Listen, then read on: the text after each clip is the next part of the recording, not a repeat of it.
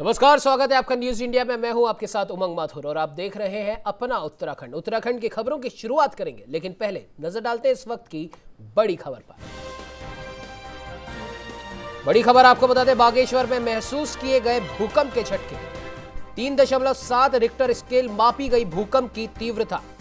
आपको बता दें, फिलहाल जानमाल के नुकसान की नहीं है कोई सूचना। बागेश्वर में महसूस किए गए भूकंप के झटके। आपको बता दें, 3.7 रिक्टर मापी गई भूकंप की तीव्रता। जानमाल की नुकसान की कोई सूचना अभी तक नहीं है। आपको बता दें कि पिथौरागढ़ में बताया जा रहा है भूकंप का केंद्र।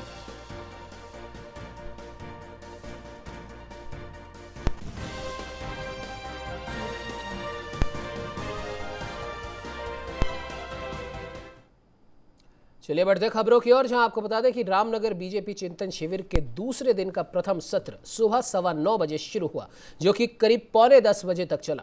दूसरा सत्र सुबह 11 बजे से शुरू होकर 12:15 बजे तक चला, जिसमें विभिन्न राजनीतिक गतिविधियों, ताकत और कमजोरी पर चर्चा की गई।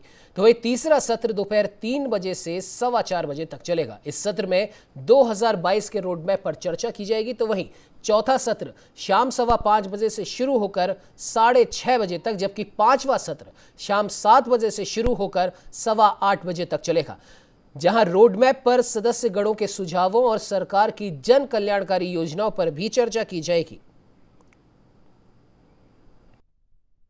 हमारे अभी तक चार सत्र इस प्रकार की हमने चर्चा की है।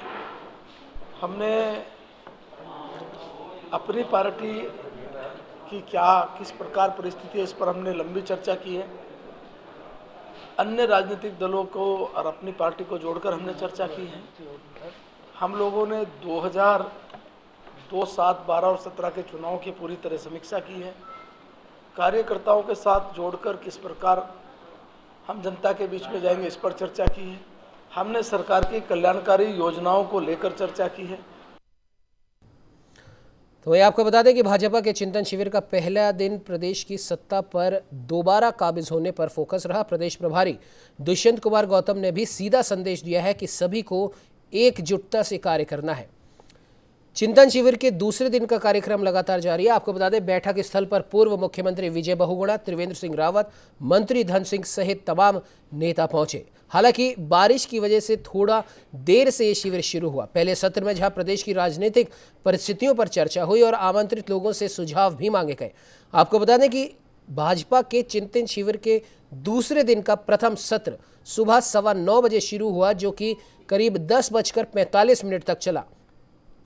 दूसरा सत्र सुबह 11 से शुरू होकर 12:15 बजे तक चलेगा, जिसमें राजनीतिक गतिविधियों, ताकत व कमजोरी पर बात होगी।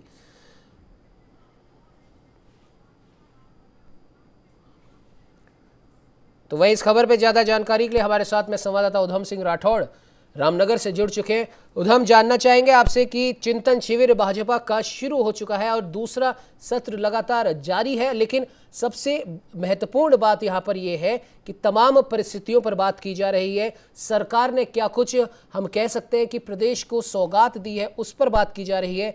आने वाली योजनाएं क्या है, उन पर भी बात की जाएगी। जो परियोजनाएं इस समय चल रही हैं, जिनका काम पूरा नहीं हुआ है, उनको जल्द से जल्द खत्म किया जाए, इस पर भी बात की जाएगी। लेकिन सबसे महत्वपूर्ण बात यहां पर देखने वाली यह है कि एक मैसेज दिया गया है कि आने वाला चुनाव सबको मिलजुल कर एकजुटता के साथ लड़ना होगा। इस मैसेज से क्या तात्पर्य है उधम? जी सर, जैसे यहाँ पे 3 दिन का जो है ये चिंतन शिविर जो का शुभारंभ हो चुका है। कल जो है दीप प्रज्वलित करके जो मुख्यमंत्री ने इसका शुभारंभ किया था। आज 9:15 बजे ये पहला सत्र शुरू हुआ। 5 सत्रों में ये जो है शिविर चलेगा ये।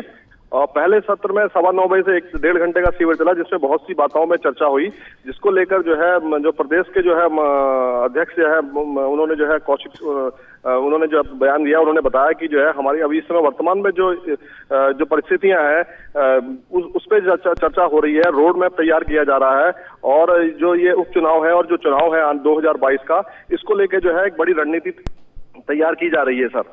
जी बिल्कुल। और सबसे बड़ी बात उद्धम, यहाँ पर देखने वाली बात यह है कि मुख्यमंत्री जब बदला गया था उत्तराखंड में, तो जाहिर सी बात है विपक्ष तो हमलावर होगा ही होगा, लेकिन पार्टी के अंदर भी कहीं ना कहीं इस तरह की बातें की जा रही थी, अलग अलग गुट की बातें की जा रही थी, लेकिन मंत्री और नेताओं के बीच जुबानी जंग यहां पर देखी जा रही थी। लेकिन सबसे बड़ी बात यहां पर यह है कि तमाम चुनौतियों से प्रदेश भाजपा को अभी पार पाना है, क्योंकि कुंभ में हुए फर्जी टेस्ट की तलवार भी लगातार लटक रही है।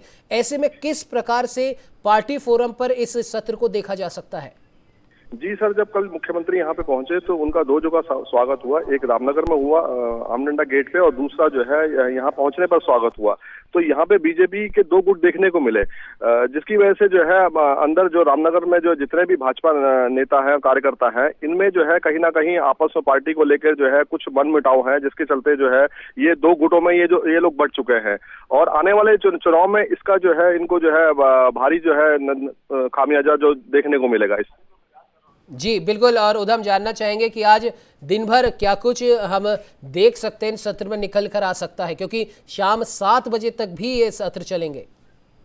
जी सर, जो धन सिंह रावत हैं शिक्षा मंत्री, उन्होंने एक प्रेस वार्ता करी। उन्होंने बताया कि जैसे कॉलेज को लेके, शिक्षा को लेके जो है बहुत सारी जो है प्लानिंग की जा रही है, और जो नए कॉलेज हर जिले में, एक नए शहर में एक नया जो है कॉलेज खोला जाएगा, जिसको लेके कि एक प्रेस जो वो थे संवाददाता, उन्होंने उनसे सवाल पूछा कि जो यूजीसी में जो है इसको जो है मान्यता नहीं मिली है उत्तराखंड बोर्ड को, तो उसके लिए क्या किया जा रहा है। तो उन्होंने बताया कि उस पर भी बातचीत चल रही है, और जो आने वाले टाइम में जो है उसको भी जो है प्राइवेट जो है उसको जो उसके मान्यता के लिए बात की जाएगी।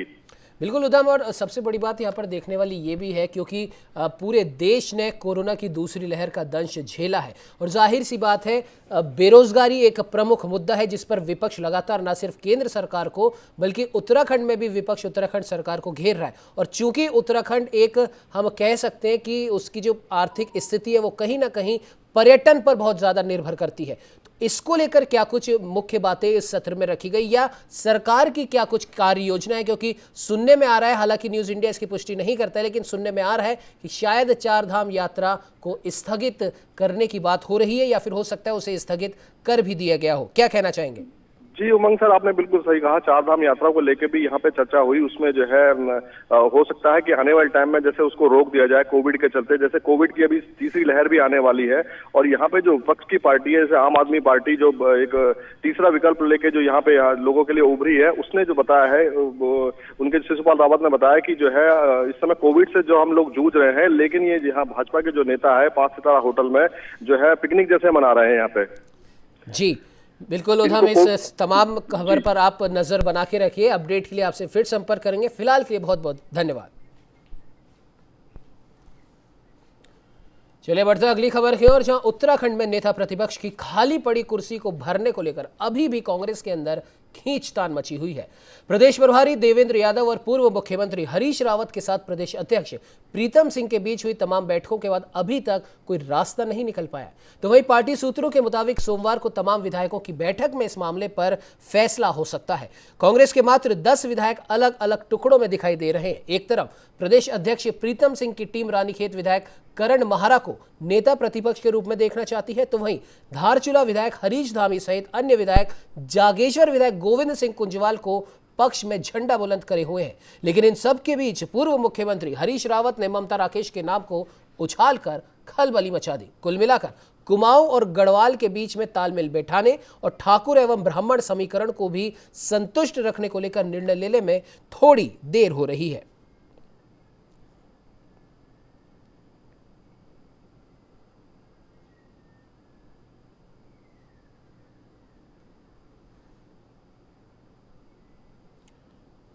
तो मैं आपको बता दें कि उत्तराखंड कांग्रेस में नेता प्रतिपक्ष की कुर्सी को लेकर दावेदार विधायकों के बीच ऐसा लगता है कि घमासान तेज हो चला है।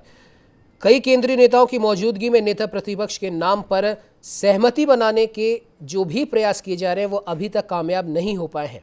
कांग्रेस विधायक दल का नेता कौन होगा, इस सवाल का जवाब तलाशने के लिए पार्टी के दिग्गज एक बार फिर से माथापच्ची कर रहे हैं। हालांकि खबर यह है कि इस मुद्दे पर कांग्रेस विधायक 2 खेमों में बंट गए हैं। जातीय संतुलन को साधने का पेच अभी तक सुलझ भी नहीं पाया है, और सोमवार को पार्टी की राष्ट्रीय महासचिव वेणुगोपाल 24 अकबर रोड कांग्रेस मुख्यालय में प्रदेश के नेताओं से बातचीत भी करेंगे।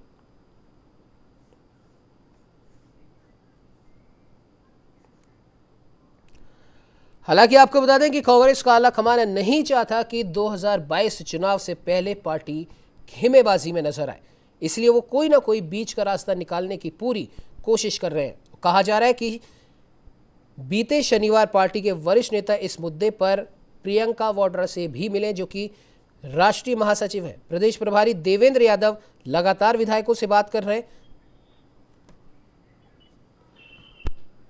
तो वही इस खबर पे ज्यादा जानकारी के लिए उत्तराखंड से हमारे साथ bureau head Bhupendra Gupta phone line पे जुड़ चुके हैं।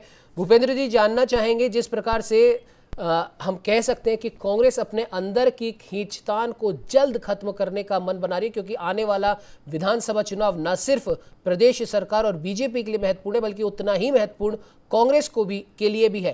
तो क्या लगता है आपको कि ये अंदर की ये जो खेमेबाजी चल रही है, अलग अलग जगह से अलग अलग लोगों के नाम यहाँ पर सामने आ रहे हैं, और पार्टी के सामने सबसे बड़ी चुनौती सबसे पहले तो ठाकुर और ब्राह्मण के बीच का एक रास्ता निकालने की है, लेकिन गुटबाजी खेमेबाजी से क्या लगता है आपको कि कब तक एक सॉल्यूशन निकल कर आ सकता है? देखिए उमंग जी, करीब जो है 13 तारीख के जो है नेता प्रतिपक्ष जो और उसके बाद से अभी तक जो है कांग्रेस अभी नेता प्रतिपक्ष की कुर्सी पर कौन बैठेगा इसको लेकर के स्थिति क्लियर नहीं कर पाई है जी। मात्र 10 विधायक हैं कांग्रेस के पास, और वो भी आपस में बटे हुए दिखाई दे रहे हैं। तो आप अंदाजा लगा सकते हैं कि जो है करीब 2 सप्ताह के आसपास का समय होने जा रहा है, और अभी तक ये पार्टी डिसाइड नहीं कर पाई है कि हमें किस जो है विधायक को ये जिम्मेदारी सौंपनी है जी। ऐसी स्थिति में आप अंदाजा लगाइए कि जो हरीश रावत का गुट है वो अपने लोगों को बनाना चाह रहा है, और जो प्रदेश अध्यक्ष प्रीतम सिंह है उनका गुट है वो अपने लोगों को बनाना चाह रहा है। तो इस समय जो है करीब 2 धड़ों में बटी हुई है कांग्रेस, और इसी को लेकर के जो है चिंतन और बैठकों का दौर लगातार चल रहा है। अब उसमें तमाम जो है समस्याएं इस बात को भी लेकर के आ रही हैं कि सबसे पहले आपको कुमाऊं और गढ़वाल के बीच में जो है संतुलन साधना है, क्योंकि प्रदेश अध्यक्ष जो प्रीतम सिंह है वो गढ़वाल से आते हैं, और नेता प्रतिपक्ष जो इंदिरा हृदय थी वो कुमाऊं से थी। तो प्रीतम सिंह ठाकुर थे और नेता प्रतिपक्ष इंदिरा हृदय जिनका निधन हो गया वो पंडित थी। तो इस तरीके से कुमाऊं, गढ़वाल, ठाकुर और ब्राह्मण जो है पूरी तरीके से सधा हुआ था। लेकिन जो है अब इंदिरा हृदय के निधन के बाद में ये इस समय क्लियर नहीं हो पा रहा है कि किस तरीके से, अगर जो इस समय उपनेता प्रतिपक्ष हैं करण महरा, वो अगर उनको इसकी जिम्मेदारी दी जाती है तो ऐसा होता है कि दोनों ही ठाकुर बन जाते हैं, प्रदेश अध्यक्ष भी प्रीतम सिंह भी ठाकुर हो जाएंगे और यहाँ से नेता प्रतिपक्ष के बाद ये तो ब्राह्मण लॉबी असंतुष्ट हो सकती है। अगर मान लीजिए यहाँ पे कहते हैं कि प्रकाश जोशी जो इस समय जो है यहाँ कांग्रेस में सक्रिय हैं या इसी के सदस्य भी हैं, रह चुके हैं, उनके पास प्रदेश की जो है बड़ी जिम्मेदारी भी रह चुकी है, तो वो अगर यहाँ से बनते हैं कुमाऊं से तो प्रदेश अध्यक्ष पद पर फिर दोबारा चुनाव हो सकता है। तो इस तरीके के तमाम समीकरण हैं, तमाम जो है पॉइंट हैं, जो एंगल हैं, उनको लेकर के काफी ऊहापोह की स्थिति है। और इसी बीच में जो हरीश रावत ने एक और नाम उछाला है ममता राकेश का जी, जो वो कह रहे हैं कि जो नेता प्रतिपक्ष महिला थी तो क्यों ना हम महिला को ही एक जिम्मेदारी सौंप दे। तो इस तरीके से तीन गुट दिखाई दे रहे हैं। जो एक आज की डेट में एक गुट जो है वो करण महरा को बनाना चाहता है नेता प्रतिपक्ष, दूसरा गुट जो है वो आज की डेट में गोविंद कुंजवाल है जो पूर्व उनको इस पद पे देखना चाहता है, और जबकि हरीश रावत ने जो है ममता राकेश का नाम करके महिलाओं के मन में एक इस तरीके से एक ख्वाब पैदा कर दिया है।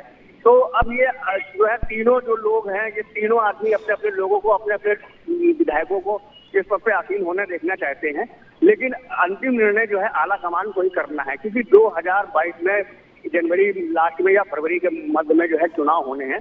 तो ऐसी स्थिति में अभी कांग्रेस के पास जो है कुल मिलाकर के भी 2 सत्र आयोजित होंगे जहां पे नेता प्रतिपक्ष की बड़ी भूमिका होती है। तो ये 2 सत्रों के लिए एक वहां पे अपने विधायक को वहां पे ताकि करनी होगी। लेकिन सबसे बड़ी बात यहाँ पे ये है उमंग की सबसे पहले ठाकुर, ब्राह्मण और जो है पंडितों के बीच का तालमेल बेहतर हो सके। इसके अलावा कांग्रेस जो है ये जानती है कि कुमाऊं और गढ़वाल में भी अगर हम किसी एक को जो है अछूता नहीं कर सकते हैं, तो ये संतुलन साधना सबसे बड़ी चुनौती है। और अगर ये संतुलन नहीं जल्दी सामने साधा गया तो इसका खामियाजा भी आने वाले दिनों में जो है चुनावों में कांग्रेस को उठाना पड़ेगा। केंद्र की ओर से आज उत्तराखंड को 6 पुलों की सौगात मिली है। दरअसल लद्दाख पहुंचे रक्षा मंत्री राजनाथ सिंह ने देश के आंतरिक सुरक्षा को देखते हुए 75 पुल और सड़कों का वर्चुअल लोकार्पण किया। इस कार्यक्रम में मुख्यमंत्री तीरथ सिंह रावत भी वर्चुअली शामिल हुए। आपको बता दें कि रक्षा मंत्री राजनाथ सिंह ने अपने लोकार्पण कार्यक्रम में उत्तराखंड को भी 6 पुलों की सौगात दी है, जिसके लिए मुख्यमंत्री तीरथ सिंह रावत ने रक्षा मंत्री राजनाथ सिंह का आभार व्यक्त किया। इसे लेकर उन्होंने कहा कि उत्तराखंड में इन पुलों के निर्माण होने के बाद कई लोगों को अब इसका लाभ मिलेगा।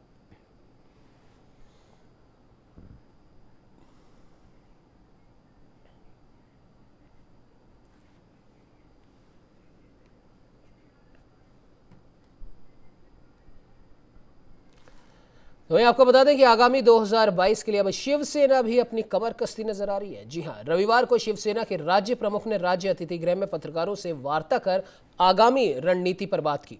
राज्य प्रमुख गौरव कुमार ने पत्रकारों से बात करते हुए कहा कि शिवसेना एक ऐसी पार्टी है जिसकी केवल 20% राजनीतिक भागीदारी है और 80% वो जनसेवा में भागीदारी रखती है। साथ ही उन्होंने कहा कि पिछले 20 वर्ष से दोनों केंद्रीय पार्टियों की सरकार प्रदेश में रही, लेकिन आज तक जो मुद्दे हैं वो ज्यों के त्यों बने रहे।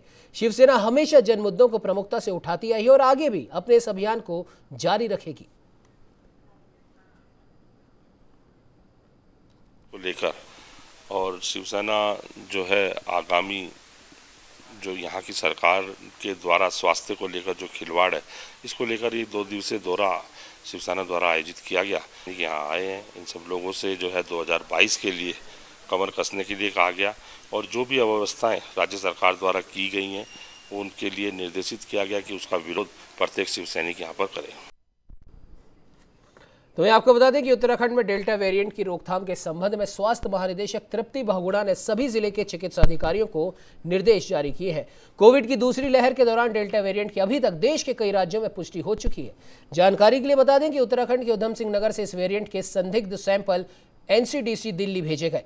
तो वहीं डीजी हेल्थ ने सभी जिले के स्वास्थ्य अधिकारियों को निर्देशित करते हुए कहा कि कोविड डेल्टा प्लस के लक्षणों से पीड़ित मरीजों की निरंतर निगरानी की जाए। रोगियों के उपचार के लिए सभी कोविड केयर सेंटरों में, चिकित्सालयों, सामुदायिक केंद्र, स्वास्थ्य केंद्र और प्राथमिक स्वास्थ्य केंद्रों पर पर्याप्त सुविधाएं उपलब्ध करवाई जाए।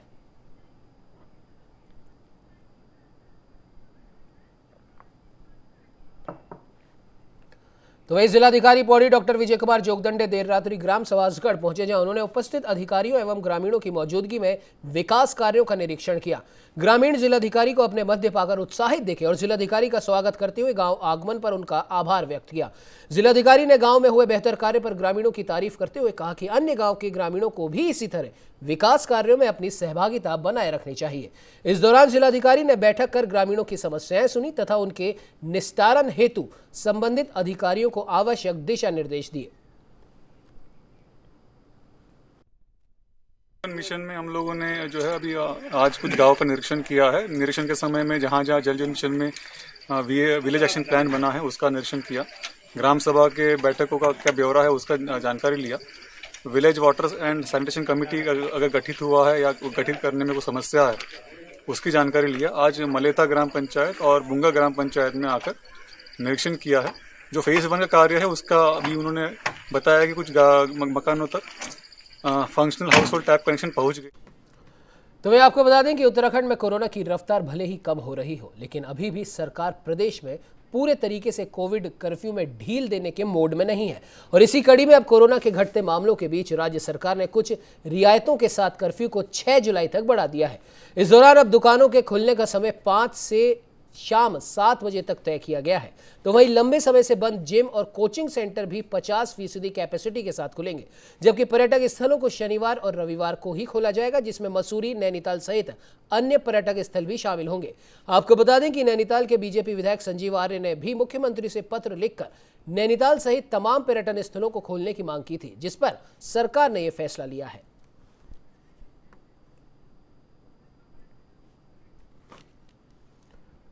तो वही शिक्षा मंत्री अरविंद पांडे ने 15 दिन में उत्तराखंड बोर्ड का रिजल्ट जारी करने का ऐलान किया है। उनका साफ तौर पर कहना है कि अगले 15 दिनों के अंदर उत्तराखंड बोर्ड के 10वीं और 12वीं के परीक्षा परिणाम घोषित कर दिए जाएंगे, जिसके लिए तैयारियां तेज कर दी गई हैं और इसके साथ ही जो बच्चे परीक्षा परिणामों से संतुष्ट नहीं होंगे और आगे परीक्षा देने के इच्छुक होंगे उनके लिए अलग से योजना बनाकर परीक्षा करवाई जाएगी। बता दें कि शिक्षा महानिदेशक की अध्यक्षता में गठित रिजल्ट समिति की ओर से जो फॉर्मूला तैयार किया गया है उसमें कक्षा 10वीं के छात्रों का परीक्षा परिणाम परिणाम कक्षा 9वीं के परीक्षा परिणाम और कक्षा 10वीं के इंटरनल एग्जाम्स के आधार पर तैयार किया जाएगा और इसके तहत कक्षा 9वीं के 75% मार्क्स को आधार बनाया जाएगा। तो वही कक्षा 10वीं की इंटरनल परीक्षाओं के भी 25% अंक जोड़े जाएंगे। 12वीं का परीक्षा परिणाम कक्षा 10वीं और 11वीं के परिणामों के आधार पर बनाया जाएगा।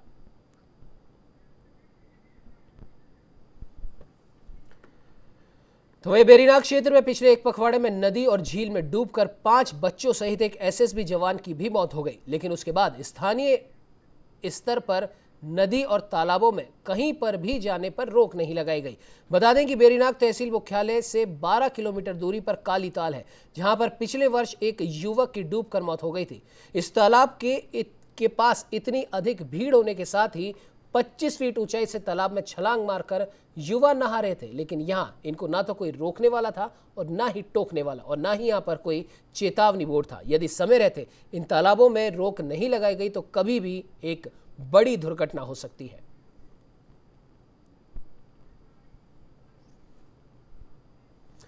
तो वहीं आपको बता दें कि उत्तराखंड में मौसम लगातार अपने तेवर बदल रहा है। प्रदेश में मानसून के दस्तक देने के बावजूद पहाड़ से लेकर मैदान तक झमाझम बारिश की जगह जबरदस्त गर्मी पड़ रही है। तो वहीं मौसम विभाग के मुताबिक आज प्रदेश के कई जिलों में बारिश हो सकती है, जबकि मैदानी क्षेत्रों में मौसम शुष्क बना रहेगा। तो वहीं 30 जून के बाद मानसून अपनी तेजी पकड़ सकता है। तो वहीं अगर आज की बात की जाए तो राजधानी देहरादून सहित कई जिलों में बादल छाए रहे, लेकिन उमस भरी गर्मी लोगों के लिए सरदर्द बनी हुई है।